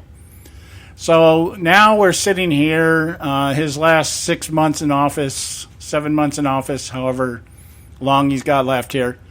And he's out there now campaigning, touring the circuit, the college circuit, more than anything else. And you also notice that a lot of times when Barack Obama, through his administration, throughout his tenure in the White House, every time he's gone out to pitch something to the American public, 9 times out of 10 it's at a college place or a high school, something like that. He's chosen the education institutions for a reason, because that's where socialism, Marxism, communism, all these brands of tyranny are being introduced and nurtured into the kids that are out there today. Watching his speech at Rutgers, I watched about 5 minutes of it, and the camera spent most of its time on the students. Didn't really, Obama got his photo op. Nice red gown, looked cool. But as the camera's panning around the audience, and I was commenting to Joe just how few white people I saw there. I mean, it was noticeable. And Rutgers is one of these universities that's been around for, longer than dirt. And I believe they have the history. They played the very first football game, something like that. I mean, no, I don't think so. I think that was Yale. Oh, well, okay. Yeah, well, they've been around long enough. Who cares? They've been around long enough to be so entrenched in indoctrination of communistic leftist ways. It doesn't really matter. I mean, it just could be Berkeley on the East Coast. Yeah. I mean, it is that bad. Well, we've watched all our institutions, major institutions, which, by the way, started out as Christian universities. Harvard, Yale, Rutgers, all these major universities, and have just gone left all the way. Secular all the way to the left. Anyway, that ties in here with what Joe brought up here. For most of us here, and I'll quote Susan Rice. This isn't just a job. It's a calling. Yeah. There you go. See that's it's the call of the true believer. Okay, listen, we need to recruit true believers now, and so let's go to our social engineering centers, which are called institutions or colleges, and we're going to now begin to plant the seeds of recruitment, serious recruitment. This kind of stuff was floated in the early parts of Obama's administration. Remember when he was floating the idea that if you worked for the government, a certain amount of your student loan would be dismissed? Yeah, that was before they took over the student loan program, but now that they've taken over the student loan program, now you're going to have to suck it up. Yeah, now you got to suck it up and pay it. Yeah, you owe the government now. Yeah, well, you're already on the government dole, so why not just join the government and work for it? Okay. Well, volunteer for America. Woo-hoo. Yeah, so I want to get back to these 2 paragraphs here. In this, I'm looking at page 3820 here, and the money that's being allocated to Black Lives Matter. Gotcha. Okay, $471,073. 73, not 75, but $73. Yeah, to support the My Brother's Keeper. And this initiative. is for 3 positions now. Okay. 3 actual people will have a job doing this. Yeah, this money is not really allocated to the program itself in terms of logistics, right? This money is allocated to the people who would be teaching this or conducting whatever it is they're going to do to make this initiative happen. Am I reading that right? Yeah, at almost $178,000 a year. Okay, all right. So you get $178,000 a year to be a community organizer at the school level in Wisconsin School District. Public schools in Milwaukee. Milwaukee, the Milwaukee Public School District. Okay, now, I want to read these two paragraphs again so you get the full gist of what we're talking about here. Okay, collaborating with branches of government, local businesses, and community organizations. Okay, branches of government. I wonder which branch they're talking about. I don't know. Branches of government. Could that be, I don't know, the mayor's office, police department, or are we going federal? I'm thinking we're talking federal here. Oh. The federal government who's giving the money, probably, the federal government's not giving the money here, I guess. I don't know. This is proposed budget for Milwaukee Public Schools, so it comes from your tax. Yeah, that would have to come from federal government. You're right. Okay. Well, I think there's a lot of local taxes involved in this. Yeah, so you taxpayers out there in Milwaukee are going to put up $471,073 for the My Brother's Keeper initiative, and they're going to collaborate with branches of government, local businesses, and community organizations to increase the number of males of color who are succeeding academically and socially. Okay, right? Socially, how are you succeeding socially? Yeah, I wonder what that means. But anyway. They got a date every Friday night? What is that? I don't know. Efforts include, I know what it is, Riot Training 101. They're not riots, they're protests. Yeah, we'll teach you how to organize and disrupt a Donald Trump rally. Where you get your professionally made protest signs made. That's right, professionally made, and we'll even give you a T-shirt. I went to a Donald Trump rally, and all I got was his stupid T-shirt. Okay? But there was people out there trying to do capitalism, selling buttons and all kind of hats and stuff there at the Donald Trump rallies. Oh, better yet, they could wear these T-shirts to say, if you're a taxpayer, you paid for this shirt. Okay. You are my keeper. Thank you, brother. Yeah, you are my keeper. All right, now, and I want to kill you. All right, okay. Efforts include ensuring that culturally responsive teaching practices are in place at all schools. That means sensitivity training. That's what that means. It took me a while to decipher that. Okay, so efforts include ensuring that teachers are trained in sensitivity practices, enhancing the district vision for student participation in a wide range of after-school activities, and supporting trauma-informed care. Okay, we're going to teach you how to riot, and then we'll be able to take care of you in the trauma centers that we'll have to create after you get your ass kicked out there protesting. Okay, and now here's the second paragraph. Wraparound services. These services include social, emotional, health, enrichment, and other critical services provided beyond the classroom to help students and families achieve academic and personal success. MPS departments and community organizations provide services to families in the following areas: hold child supports to address academic concerns, physical health supports, mental health activities, extended learning opportunities, and college and career supports. Let me break that all down for you. It's going to be sensitivity training to your cultural disparities, and so that you don't feel out of place. That's what this is. This is going to be geared towards these two paragraphs we can put in two words: safe spaces. That's what this is about. It's about creating safe spaces in our schools that all these diverse cultural people, no matter what it is, whether it be a racial issue or a gender identity issue or whatever, you're going to have a place that you can go where all your teachers and leaders have been trained in sensitivity to make you feel good about who you are, whether or not it is morally acceptable or whether or not it is, as long as we're here to make you feel good. That's what this is about. We're here to make you feel that you're accepted no matter how messed up you are. Okay? Again, the idea behind it, the intent behind it, I would not argue with. The intent of making people deal with whatever insecurities they have in their life. That's okay. But what is the purpose behind it? The purpose is to create a collective that falls in line at the snap of a finger, and with little opposition to from anybody else would say, "What are you doing?"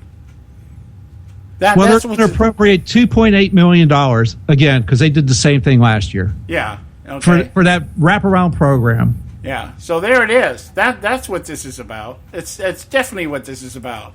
This is the finishing piece to the social engineering platform. Now that we've got you people all ruling or walking in the same direction, this is going to be our reinforcement center. We're going to use taxpayer money so that those bad whiteys out there who tell you that what you're doing is wrong or that you're nuts, we're going to take care of you. We're going to make sure that you don't fall prey to these people who, by the way, are guilty of groupthink.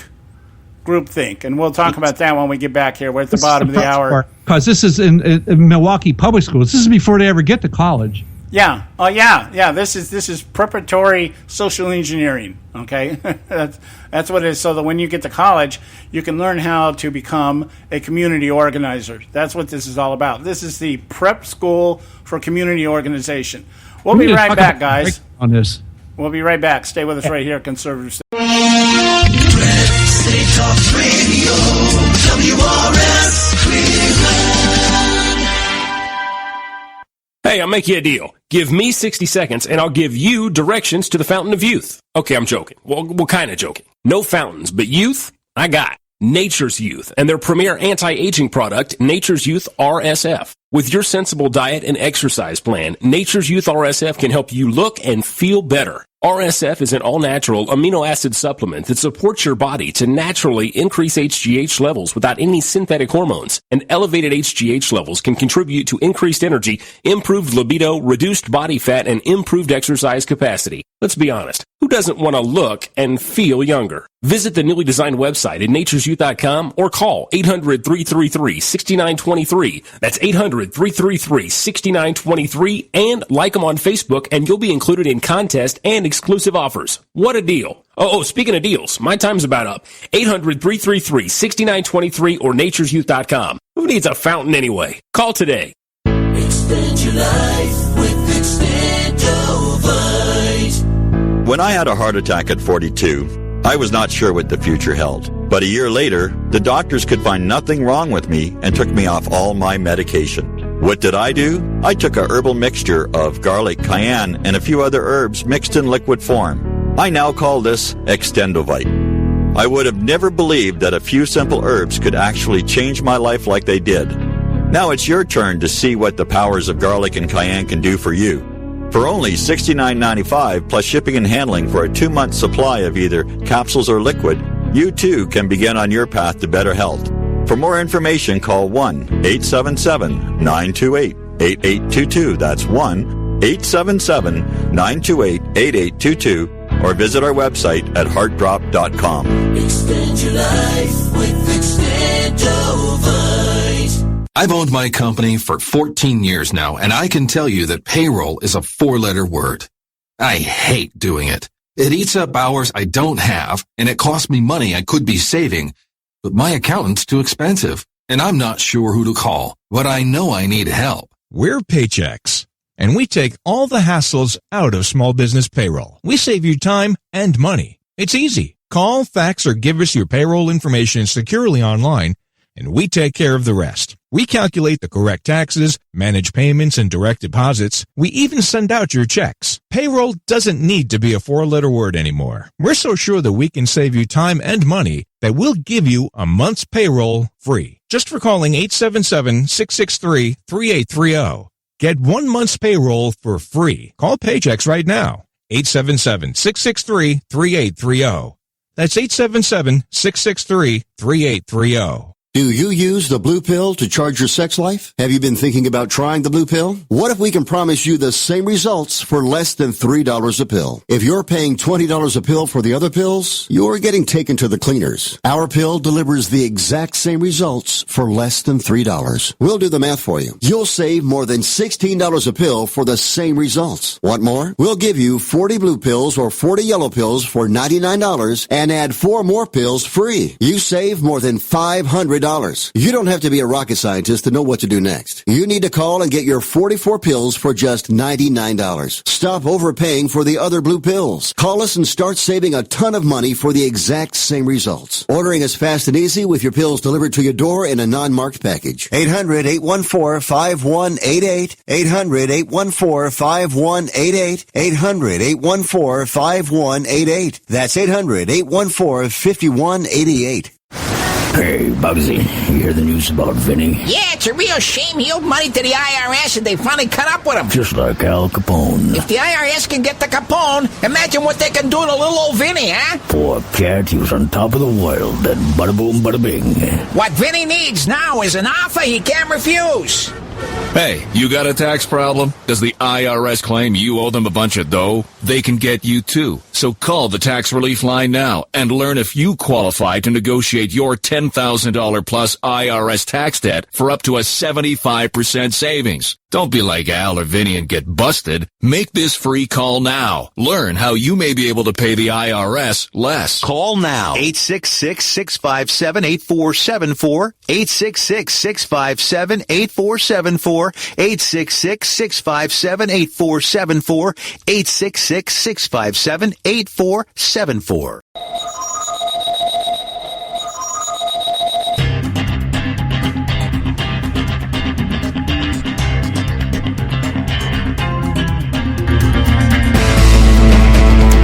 We're back, and you're listening to the Conservative Syndicate, of course. Real conservative talk from real conservatives. Boy, that twisted my tongue in a New York minute there. All right, this article that you came up with, Joe, this is kind of like glue here that kind of puts all this other stuff together. Well, it's just a fine example of exactly what we talk about when government's out of control. Yeah, and this is at a local level, no less. Yeah, and that's you guys all know this probably, but this is how Obama started. Just coming down to the local level, instituting something, organizing people to get behind it, finding the money, whether you shake people down or however you get the money, learning how to use government funding and grants, and of course shaking down businesses and things like that. Opponents, things like that. The Jesse Jackson, Al Sharpton routines. And, you come up with something and it gets a little bit bigger, and you go from a local level maybe to a district level, and then from a district level to a state level. And now what we have, the epitome of the community organizer sitting in the White House. And what's he doing? He's trying to duplicate his efforts. He's simply taking what he has become, and it's now at that place where he can now go out and try to duplicate this.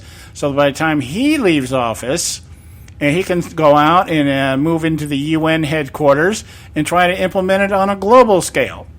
And what better way to do than say, I have the perfect model. Look what I did in the United States. I'm going to go to all these European countries, like England and all these countries that are facing all these problems right now because they opened their borders, and because their economy's in the tank and everything else.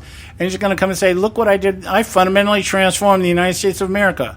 I can do it for you, too. I can transform the world. That's right. I can make it all a better place. We can turn the world into Mars. That's right. Team America. Team Mars. What way? This thing about the wraparound program, John, in Milwaukee? Yeah, go for it. You had something else on that. Yeah, this is tell you exactly how important this is. Remember, the Black Lives Matter instructors, all three of them, are going to make about $178,000 a year. Proposed $178,000. I mean, all right. This particular program, the wraparound supervising associate, there's only going to be one of them, and they're going to make $48.5K a year. big difference in salary there. So I don't know how important it is, but they're going to get $13K in benefits, and then the playground. This is playground rec center staff and other community services they're budgeting $81K for that, and the engineer that has to be there to make sure the heat's on is about $1,750. Here's the big expense item on this wraparound program. The contracted services, other commercial services, $2.6 million. But there's pupil transportation, $0. Say that again? Pupil transportation, in other words, student transportation, $0. So wherever you're at, you're going to have to get there on your own and get home on your own. Oh, I get it. Okay. No transportation to where transportation costs, and they started this back in looks like 2014. That's when it first was reported here, and they had $102 for student pupil transportation. $102. They haven't budgeted any transportation costs since then. So yeah, $2.6 million for contract services, and that's in line with last year's proposed budget amount, and they started out with the high dollar mark on that was in 2015 at $3.7 million. Wow!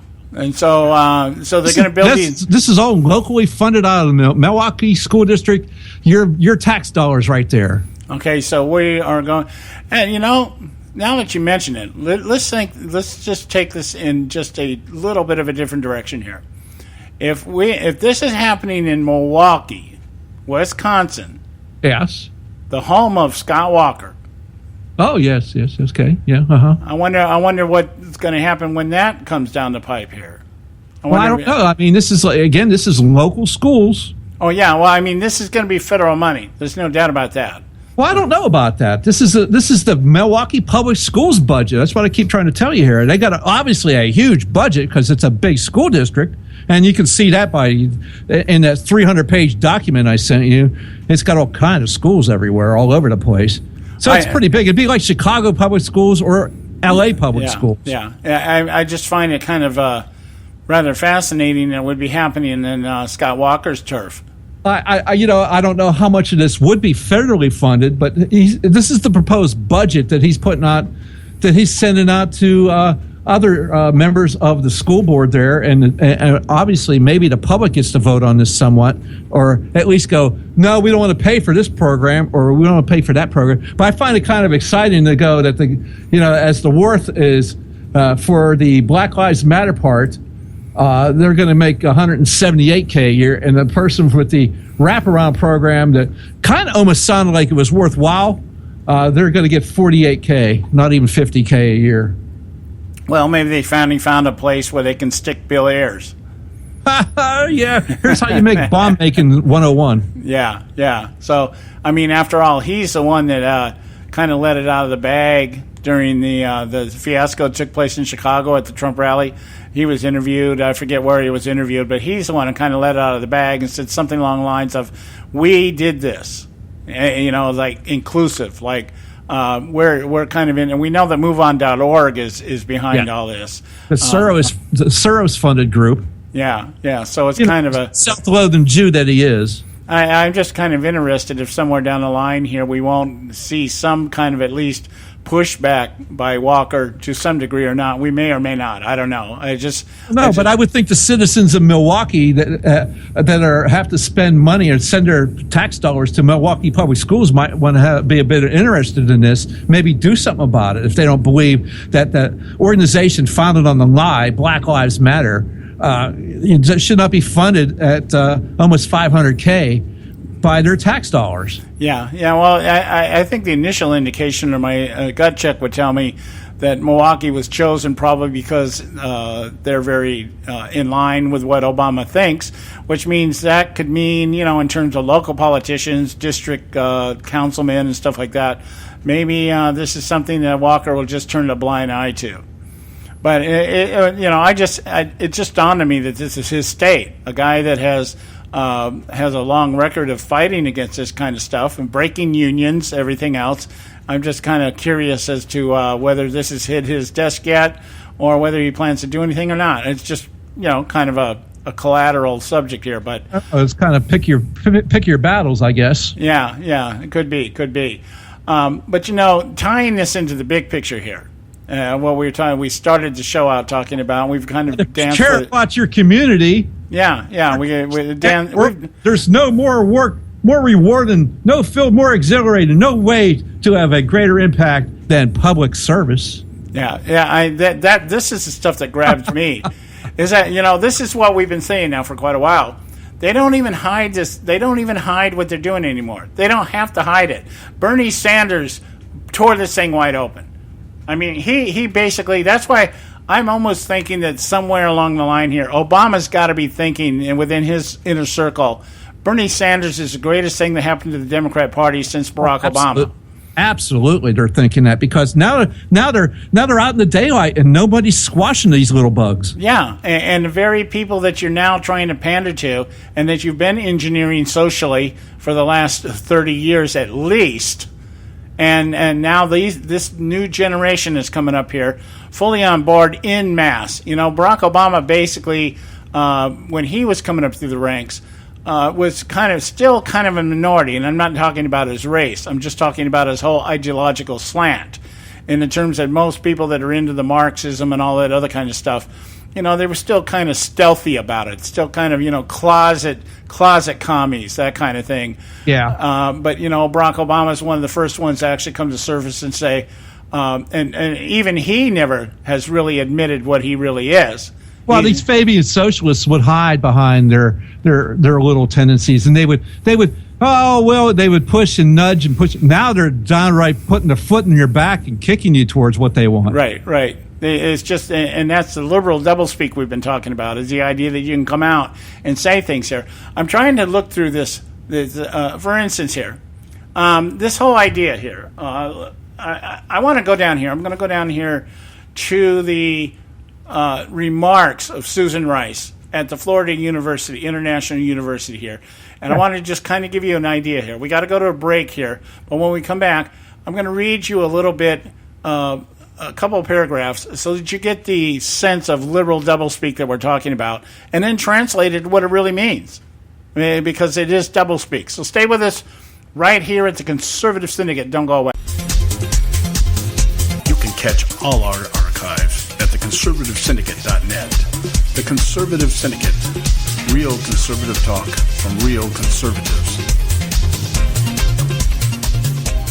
Term life insurance. It can be a powerful way to protect your assets and your family. You work hard to earn and save your money to build a nest egg for the future. Don't let it get wiped out because you didn't plan ahead. Take the time now and make a small investment in $500,000 or more in quality term life insurance. Call the Term Lifeline and let us shop the best companies to give you the lowest rates. We specialize in policies of $500,000 and above. Ask about some of our 10 and 20-year fixed rate plans with guaranteed rates. Call the Term Lifeline right now for your free insurance quote. 800-870-3609. 800-870-3609. You owe it to yourself to protect your family and your assets. Make term life insurance part of that plan. Call the Term Lifeline right now. 800-870-3609. 800-870-3609.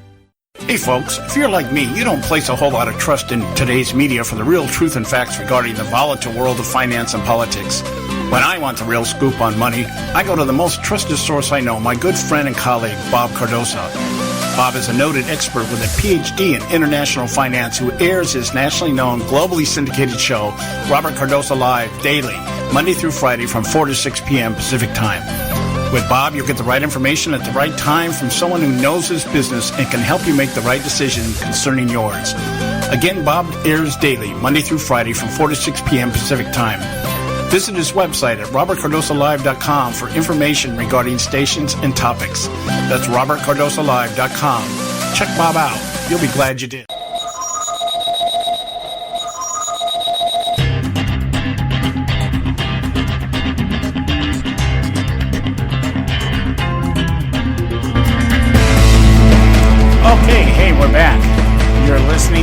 Conservative Syndicate, Real Conservative Talk from Real Conservatives. I'm your host, John Matthews, along with Joe Hakos, my co-host. And you know, what we're really talking about here, let me give you the word out there that most of you would recognize. Agenda 21. This is what this is here. This is Agenda 21, strategy of Agenda 21, tactics, methodology behind Agenda 21, and that is to create a global community in which everybody thinks and acts the same. And part of it has to do with population displacement. When we talk about the issues, when we talk about things like racism and stuff like that, the extinction of the Anglo-Saxon white race for all intents and purposes, not physically, killing us off. I guess if they could get away with it. But the idea of just politically, theologically, and ideologically removing us and replacing us. That's what the whole immigration thing is about. That's what the transgender thing is about. That's what all this stuff is about. It's what social engineering is all about. Creating a society of true believers that follow blindly, thinking that everything is going to be great. If you just give us your freedom, we'll make sure you don't have to worry about being free. That's kind of how it sums up here. I'm going to go here to the prepared remarks by Susan E. Rice to the Florida International University. And I want to read to you about 4 paragraphs so that you get an idea of what we talk about so much in the show, liberal doublespeak. And I'll read these things, and then Joe will give us a commentary on them here, okay? One of the things I've noticed here, too, is they make all these comments at the beginning of the speech that kind of personalizes the speech so that everybody thinks they know, oh, yeah, she knows exactly what we did here. Mentions of the cafe, I guess, where they get their coffee from. Obama talked about some restaurant where you can get a grease burger, stuff like that. Let's all we understand, man. We're in with you, dudes. And dudettes, we know we're in on this. She talks about things like you survived hurricanes and Professor Gill's math assignment. I bet she never even met Professor Gill. You juggle schoolwork and jobs. Somehow, against all odds, you even managed to find parking on campus. All little references that make the students go ooh and ah. Oh yeah, they know it. They know what's going on here. They're one of us, man. They're one of us. Yay, that kind of thing. Now she says here, I'm going to read these paragraphs. I want you to revel in this special moment. Today is your graduation, but it is also a reformation of the American dream, the embodiment of our founding ideals.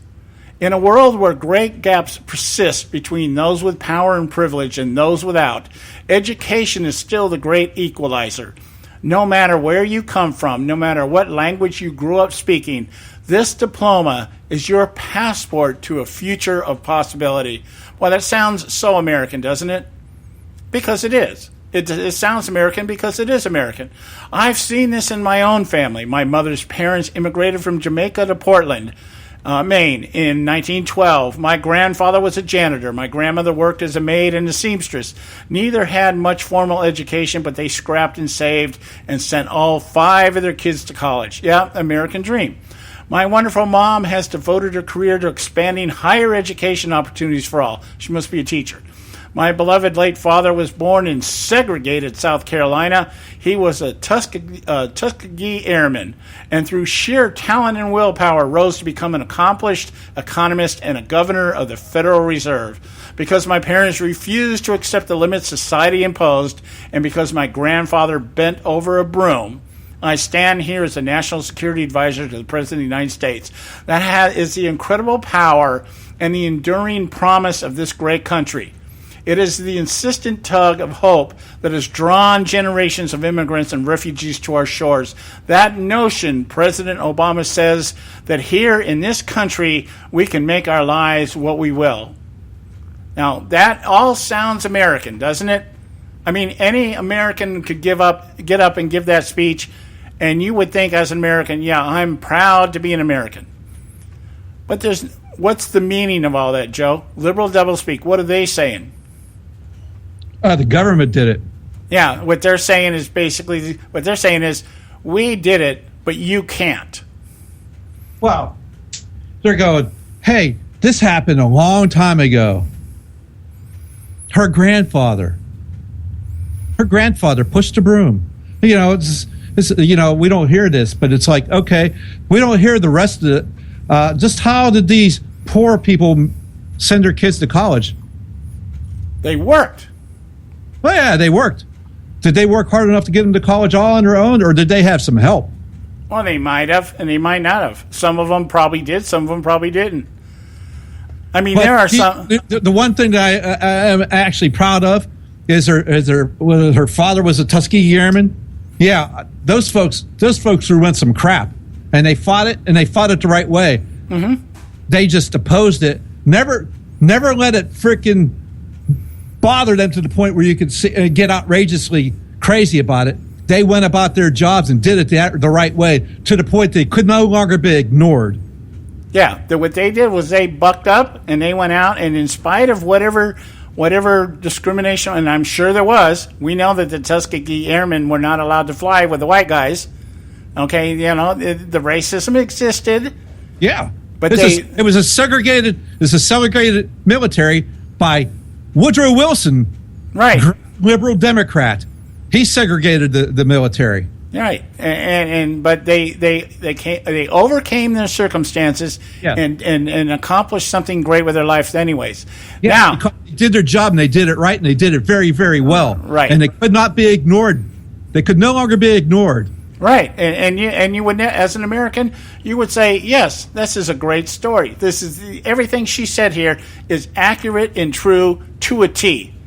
Okay, these parents rose up. They stood against all the adversity that was out there, and they overcame it, and they became something.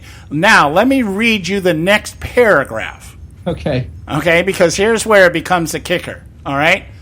Now, there are voices out there that disparage our diversity, that question whether America should welcome people of all races, religions, and creeds. Those voices can be loud. They can be intimidating. They can make us feel like we don't belong. But you know what? Let fear be their problem, not yours. Shake it off. Ignore the haters.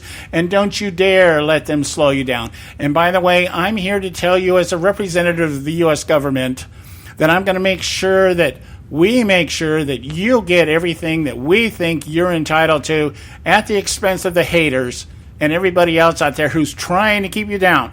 What she's saying, and what she gives 4 paragraphs, very eloquent, describes the typical average American who overcomes adversity regardless of who they are, what their background is, where they came from, whatever educational disadvantage they're at, socioeconomic disadvantage, and they make something for themselves. And then she turns right around and says, but there are those out there that will keep you down. And we're here to ensure you that we're not going to let that happen. So what they're basically saying is, my parents and my grandparents did it, and I'm here because of what they did. And so now I'm here to make sure that you have to do it with little or no effort. I wonder what her dad, the Tuskegee Airman, would think about her going on national television 5 times on a weekend and lying about a video that caused the massacre in Benghazi, Libya. Yeah, I bet you. I wonder if he's proud of that. It's her late father now. I wonder if he'd be proud of that. Yeah, that was it. Yeah, an exceptional, outstanding group of men. And I doubt very seriously anybody that went through what they went through would stand by idly watching what's going on here and saying, yeah, everything is cool. Yeah, I'm proud of my daughter. She took everything I worked for, and she really made something of herself. She's the kiss ass that goes out there and talks on behalf of the idiot that's running the country. I'm sure he's really proud. Yeah, really proud. These haters. You know what I hear? Haters. What do I hear? Look, we don't want illegal immigrants coming to this nation and leeching up the American taxpayer. Yeah, you talk about people dying in vain. Yeah, there's a case for you. Hey, we're out of time, guys. We're out of time here. We got to shut down for the night. We'll be back tomorrow. We're going to go a little bit more on this because I just think it's something that's really in me right now, just stirred up. And I'll have some more time tonight. A lot of stuff we just picked up today, so I got to be able to digest it and process it. We'll be back tomorrow. We love you guys. Thanks so much for your loyalty. We'll talk to you tomorrow night. Thanks for tuning in to this edition of the Conservative Syndicate, the globally syndicated, politically incorrect talk show that seeks to tear down the imaginary wall of separation between church and state. We want to make you aware you can find and access all of our show archives at our website, theconservativesyndicate.net, as well as our broadcast stations and times. That's the conservativesyndicate.net. We so appreciate you taking time to tune in, and we so look forward to continuing to bring you the best and uncompromised talk radio available on the net today. And remember, folks, it doesn't matter how many times you get knocked down in life. It only matters how many times you get up. I'm John Matthews, signing off until next time, right here on the Conservative Syndicate. God bless you, and may God continue to bless America.